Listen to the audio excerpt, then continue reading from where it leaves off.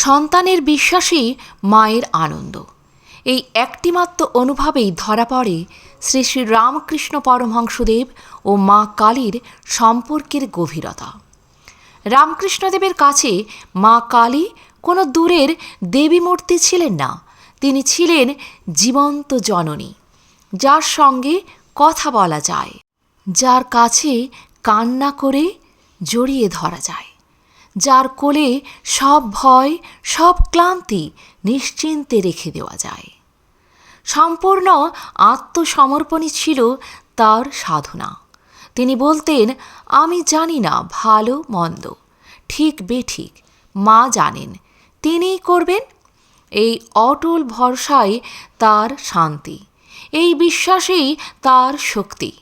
সংসারের সুখ দুঃখ সম্মান অপমান সবই তিনি মায়ের ইচ্ছা বলে মেনে নিতেন, কারণ তার কাছে প্রতিটি ঘটনা ছিল মায়ের খেলা।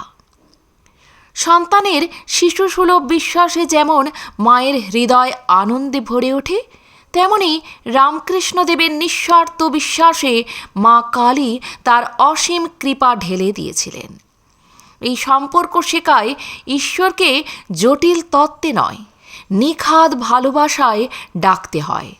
ভরসা রাখলে দুঃখ প্রসাদ হয়ে যায়, আর বিশ্বাস থাকলেই মায়ের কোল কখনো শূন্য হয় না। আজ এ পর্যন্তই। ভালো থাকবেন, সুস্থ থাকবেন। যদি ভিডিওটি ভালো লাগে একটা লাইক অবশ্যই করবেন, আর আপনি যদি নতুন এসে থাকেন আমার চ্যানেলটিকে সাবস্ক্রাইব করে বেল আইকনটি প্রেস করতে ভুলবেন না। সবার আগে বেলা 3টায় পৌঁছে যাবে আমার ভিডিওগুলি প্রতিদিন আপনার কাছে। ধন্যবাদ।